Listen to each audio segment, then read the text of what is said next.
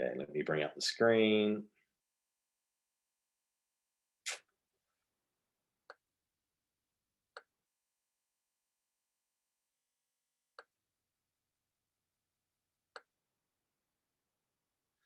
All right.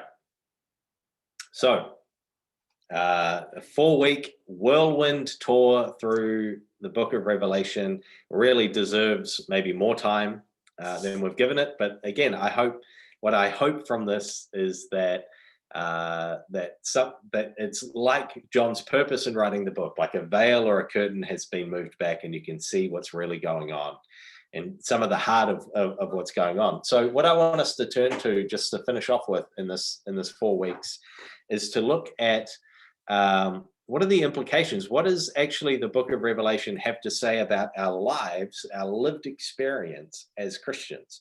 Is it only a prediction about future events, or does it actually have something to say about how we should live here and now? And I think it does.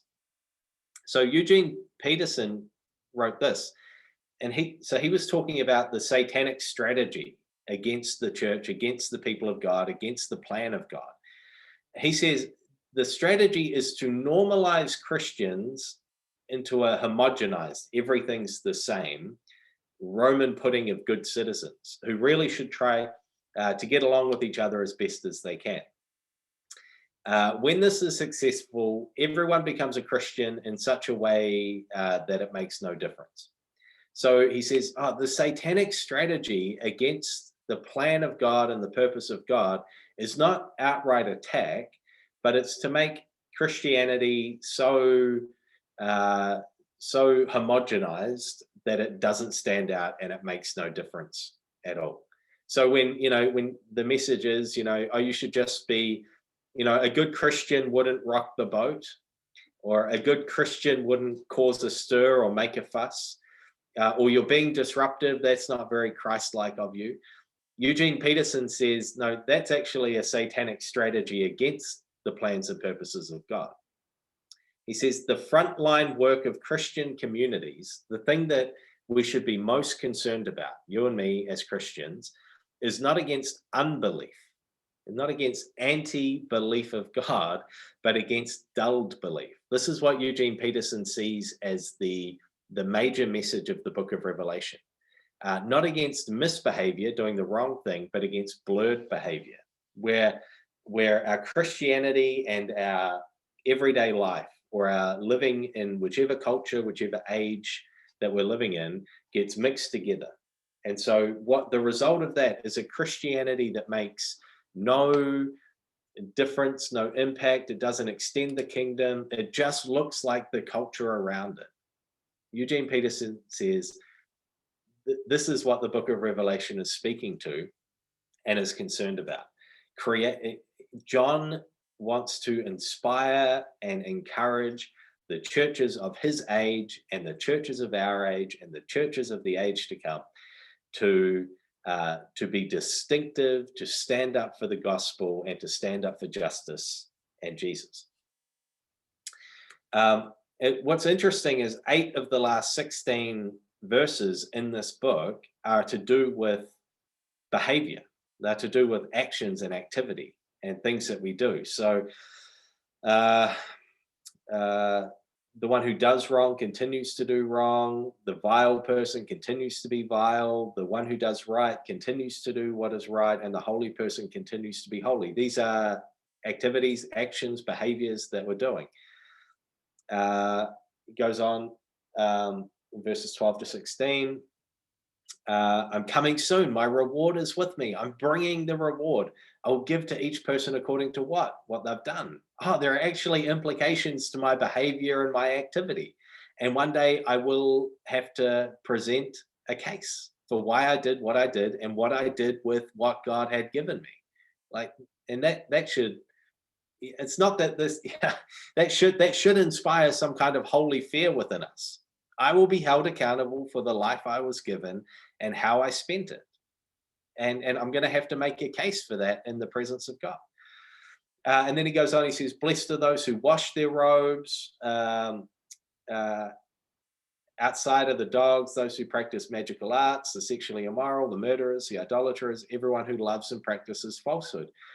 So John isn't saying the thing that'll trip you up is what you think or what you believe. He says, no, there's real implications to the activities and the actions that we do. Now, John isn't talking about some kind of works-based or righteousness or some kind of legalism that you can earn your way into salvation. He's saying, no, what he's talking about is covenant faithfulness.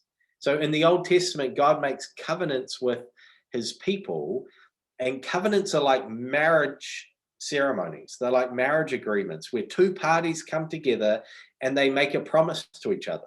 They have an agreement with each other about what kind of behaviors and what kind of attitudes are going to be acceptable within this relationship. What are the terms of this agreement? It's like a contract, right?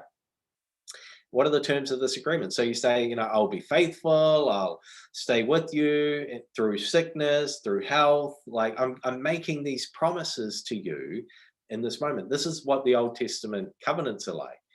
And in order to, so all of the rules in the Old Testament, all of the laws that come with the covenants, they're not about how you earn salvation or how you earn relationship with God. Instead, God is the one who acted first and entered into relationship with Abraham and Adam and Moses and David and all of these people. God is the one who saves. God is the one who acts in relationship. But now that God has entered into relationship with you, now that he has saved you, you are called to be faithful to this covenant. There's something you have to do as well.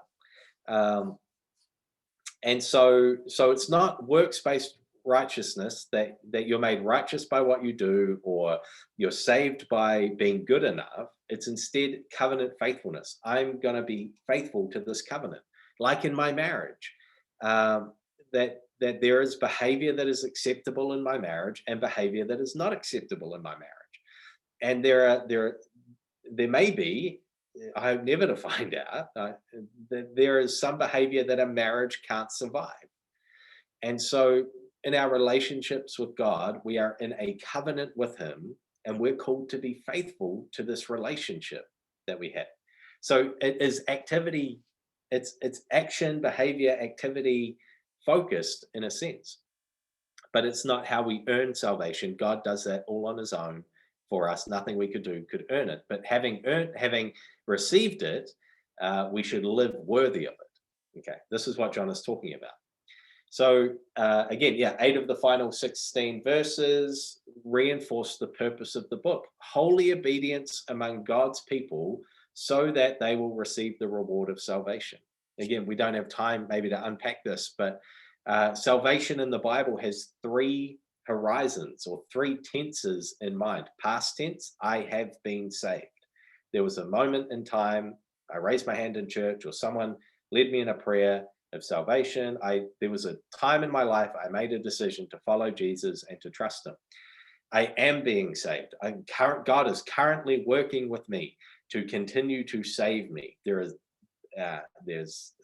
habits and behaviors and attitudes that I carry that God is still delivering me from. So I have been saved, I am being saved, and I will be saved. There is a future moment, a future thing that I'm going to step into that I haven't stepped into yet. There's a crown I'm going to receive. I'm going to receive the reward of salvation, but it's in the future. So this is what John has in mind when he's talking. And this book is a spiritual book. It's about our lived experience of faith. What does it mean to be a Christian and to live faithful to this gospel? So I think we're going to be very brief about it, but that Revelation has these different elements in it about our spirituality. It has it's about worship. It speaks about worship. It speaks about discernment. So being able to decide or see between 2 things. It speaks about faithfulness, and it speaks about resistance. So when do we say yes and when do we say no? It's a self-critical book. It looks inwards, and it's about witness and mission, and ultimately it's about hope. So let's unpack those a little quickly. So at the center of this book is a call to worship the one true living God who sits on the throne. This is a clear sound from the beginning to the end of the book of Revelation. Worship is all about allegiance. Who am I giving my loyalty to? Who am I following? And it demands a choice. Am I going to follow God, or am I going to follow culture or society or whatever it may be? What has my loyalty? What has my allegiance? And so it has two functions in the book of Revelation. It works in two different ways. The first way is that when we worship, we're going to be caught up in the spirit like John was. We're going to be exposed to and be caught up into this environment of heaven, like John saw in chapters 4 and 5. We're going to have the curtains pulled back, and we're going to see the glory of God. We're going to encounter his presence. We're going to fall down at his feet and stretch out our hands to touch his hem and just proclaim, holy, holy, holy, worthy, worthy, worthy. And as we worship, more and more, we're going to be aligned to the reality of God. We're going to be, the Bible's in biblical language talks about conformed to his image. We're going to look more and more like him as we worship him.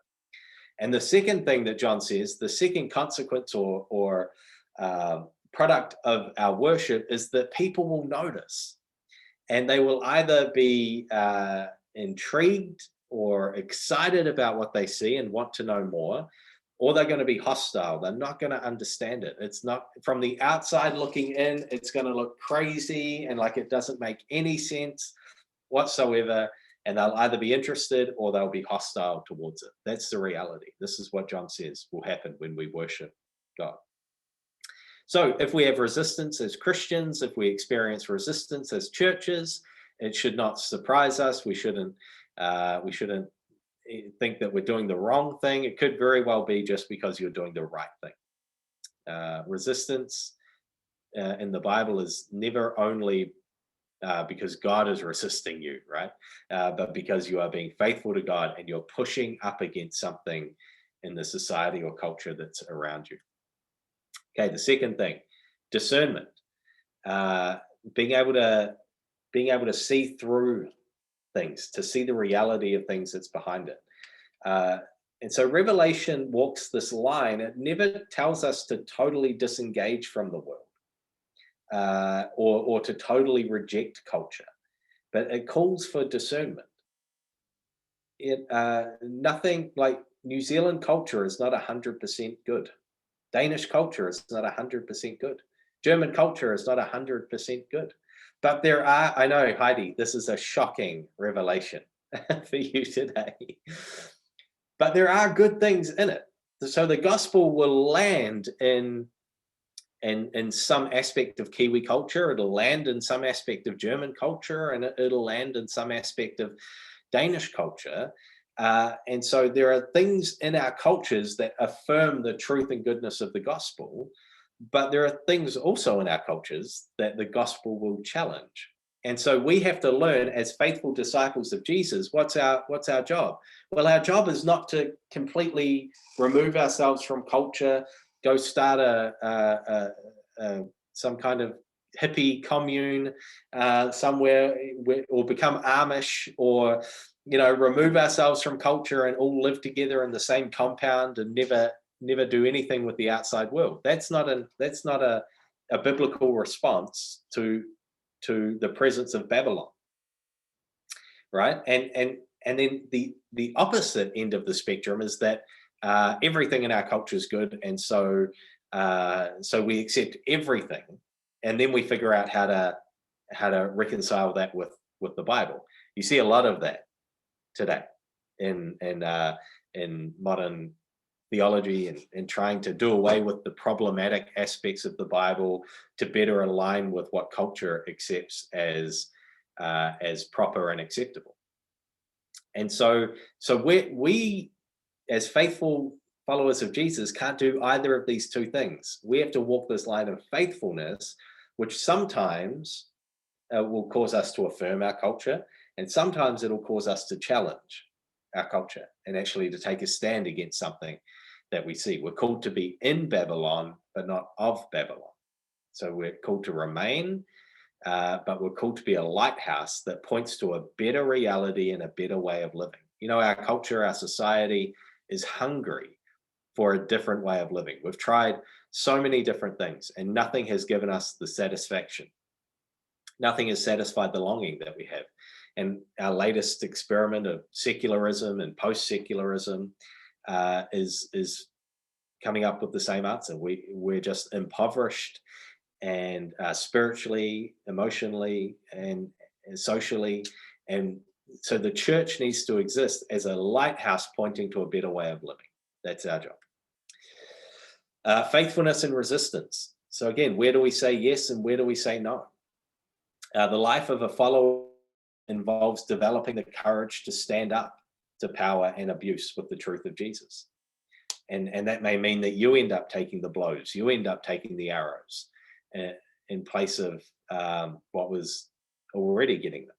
And are we prepared? Are we prepared to experience that kind of resistance or persecution in our lives? So remember, in Revelation, the resistance of the saints is not achieved by joining a militia and storming the Capitol building, for example. It's by staying true to the gospel in Jesus, come what may. And often it's on behalf of others. So we resist the culture around us by staying true to what we believe to be true about Jesus. And that may result in us experiencing persecution, pain, all manner of things. So again, so what does Christian spirituality look like in the book of Revelation? It's self-critical. It looks inwards, and we are honest with ourselves, and we identify where we fall short. Sometimes we're not very good at that. We think everything we do is good and everyone else is wrong. That is not the spirituality of the book of Revelation. So John, writing this book, including everything that happened, included the things that were embarrassing. For instance, twice he bows down and worships an angel, and he's reprimanded or he's corrected for that. So he misplaces his worship. He gets his worship wrong, the focus of his worship wrong.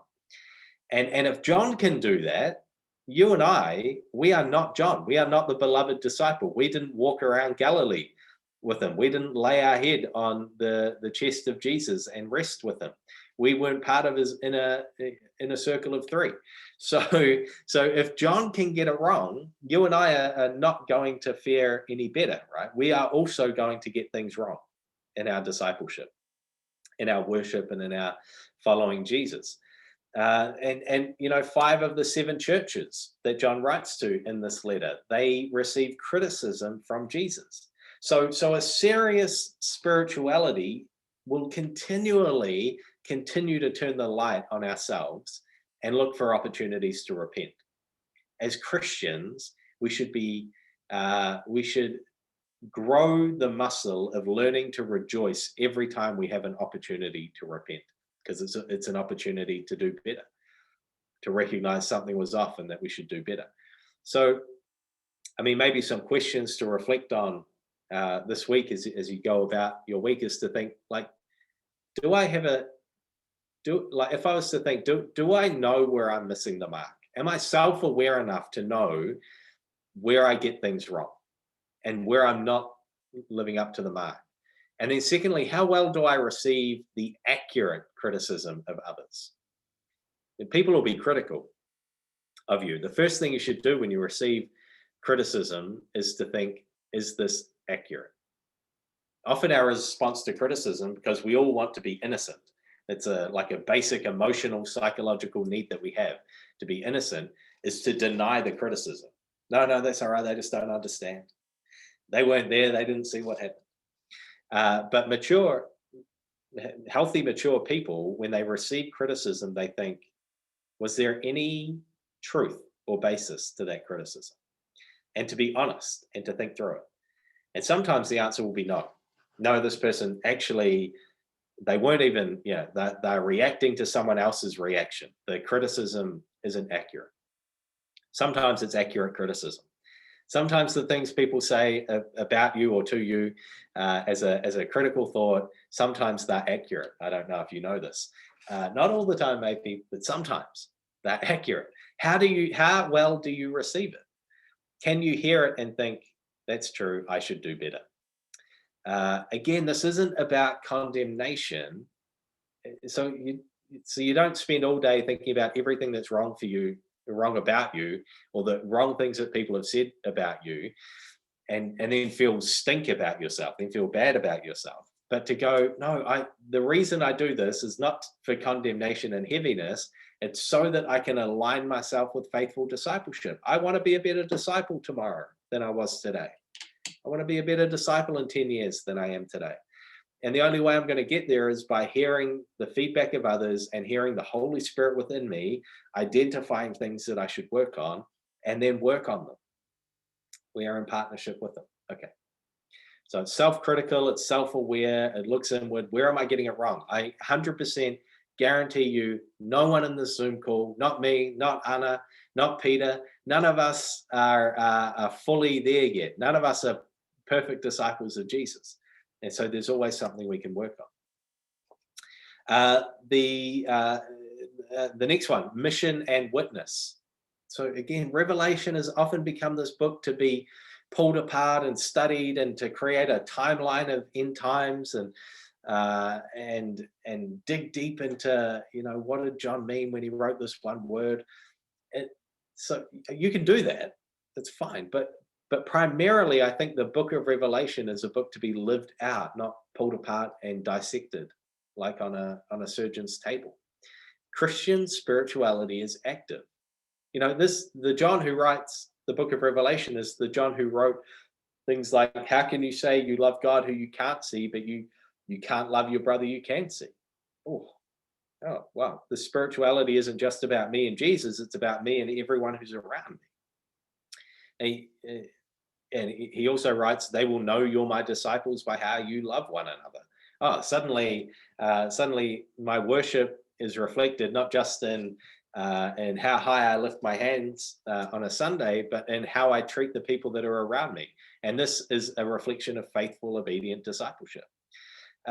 So Revelation paints a picture of a community of faith that's distinct from Babylon, right? The culture that's around us.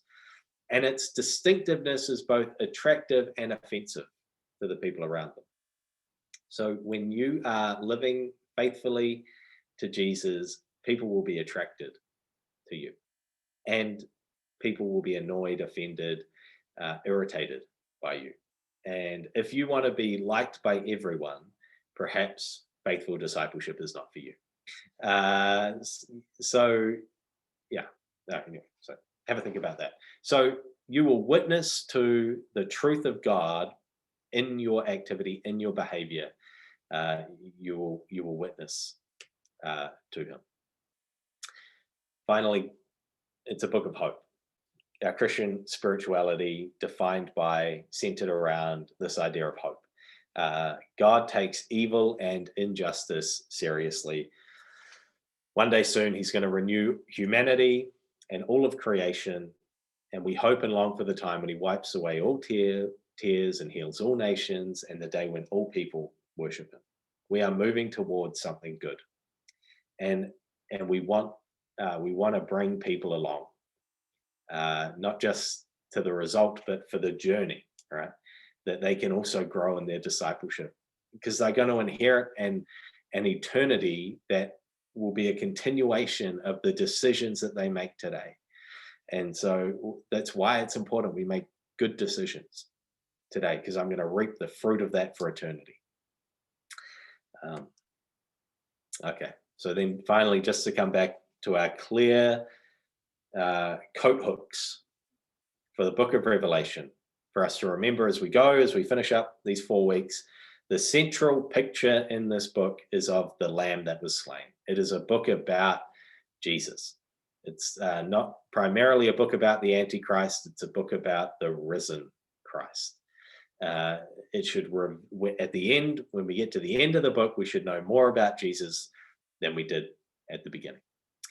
This book was written by a first century Christian for first century Christians using first century literature devices. We have to understand what John was writing in his context before we can begin to understand it in our own context.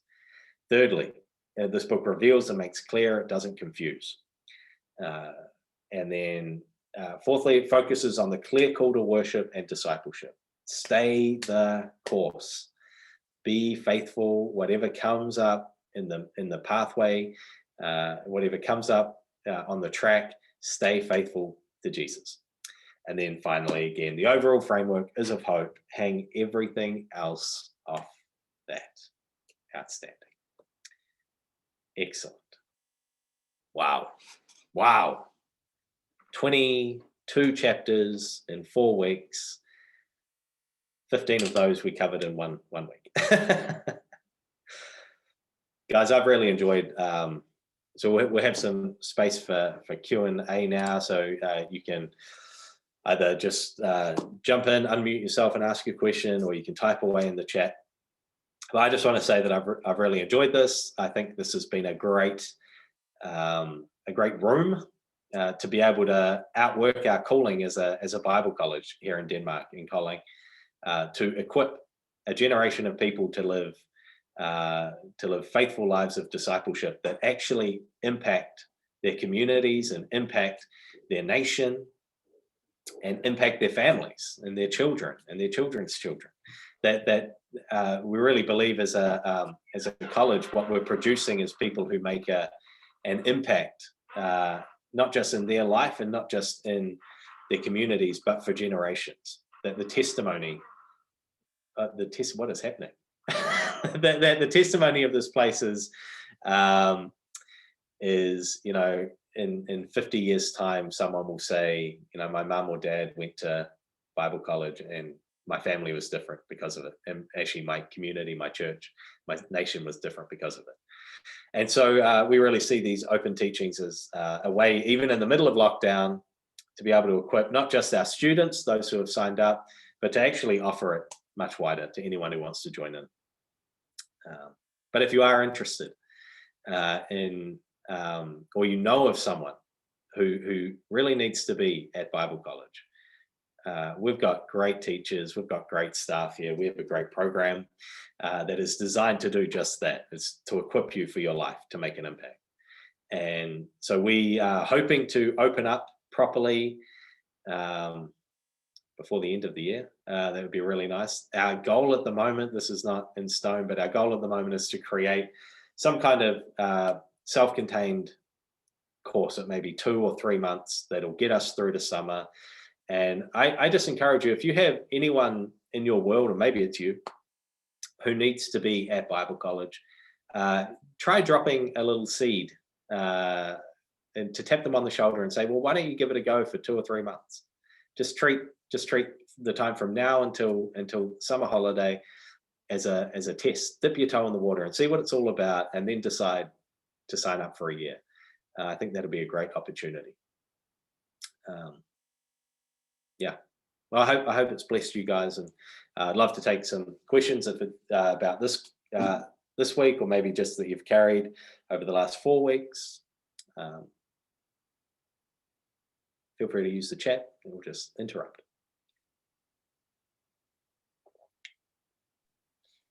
Is Revelation cover at Bible school, or is it, I don't know, couldn't you say exactly that's definitely going to be on the syllabus?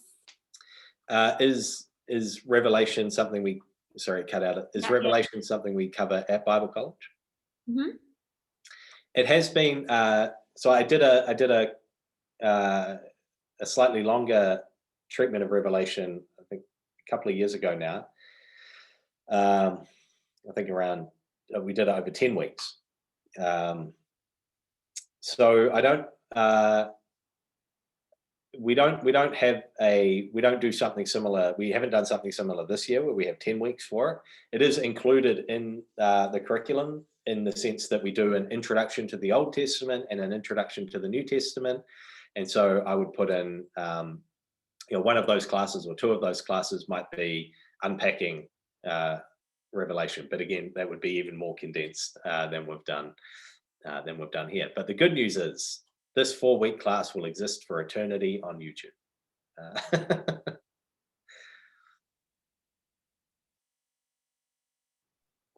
Are you also going to upload this slide from today, the Yes, PowerPoint? I will do that after this call.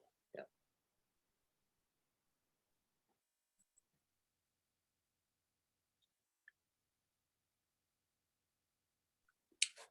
So I have a little question about the seals and the trumpets. Do we know the timeline if it's on top of each other or after each other, or is it already there? Do you know anything about that? So I think again the thing that I'm most convinced about, because not all commentators agree about the Book of Revelation, so different commentators take different angles. The thing I'm most convinced about is what is happening with the seals, the trumpets, and the bowls is diving deeper into the same event. So the seals can contain all of the trumpets and all of the bowls. So it's like we're spiraling into the same event, going deeper and deeper and deeper. And then the other thing is to think of it as Revelation. Revelation has different horizons in view, right? There's a past horizon, a present horizon, and a future horizon. It's dealing with these different horizons. And so when I look at that, the rhythm I think I see in the Book of Revelation is like waves crashing on the shore. So there's kind of a cycle to it. So what John was describing in the Book of Revelation would have connected and resonated and made sense for his audience in the first century in Turkey, right? They would have read that, they would have seen it, they would have looked around at their experience and said, wow, this is happening now, or this is building towards this now. And I think every generation can have that same experience. So that this is kind of like it's waves crashing on a shore, another wave, it's coming back again, it's building up. But that just like waves on a shore, every seventh wave or something is a big wave.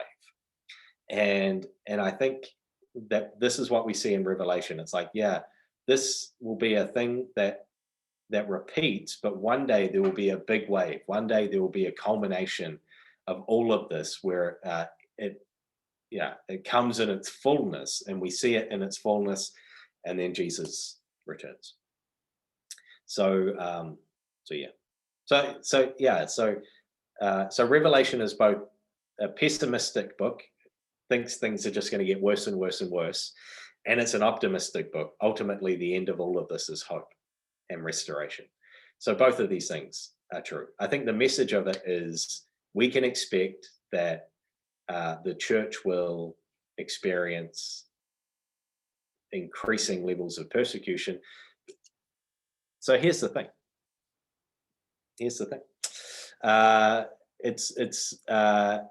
Oh, hi. So I just got distracted by a baby. You guys are the worst, bringing dogs and babies onto the Zoom call. So here's the thing. It betrays a certain kind of safe Western Christianity to say, do you think this is or like, what's the timeline of persecution? Because so much of the church around the world is currently in it.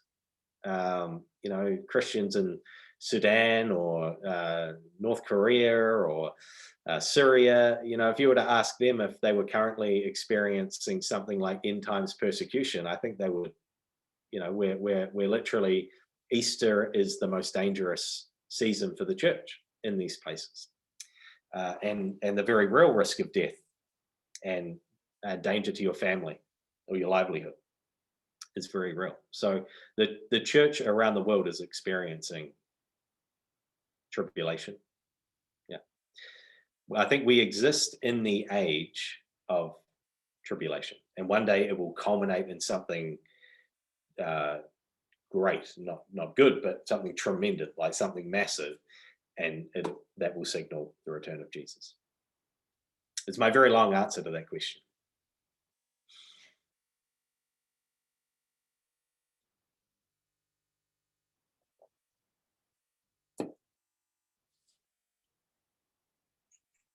Cool.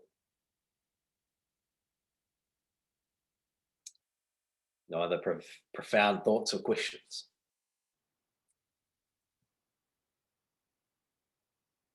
Excellent. You guys are too smart. You know it all. Incredible. Guys, it has been an absolute pleasure. I hope you've enjoyed it as much as I've enjoyed teaching it. I really have. Can we just say thank you to you because you have used 5+ Thursdays and on teaching. Thank you so much. It has been so worthy or valuable to us. Thank Me. you. Thank you. That's good. I really hope it served. I hope it served you guys, and I hope it equips you to read this book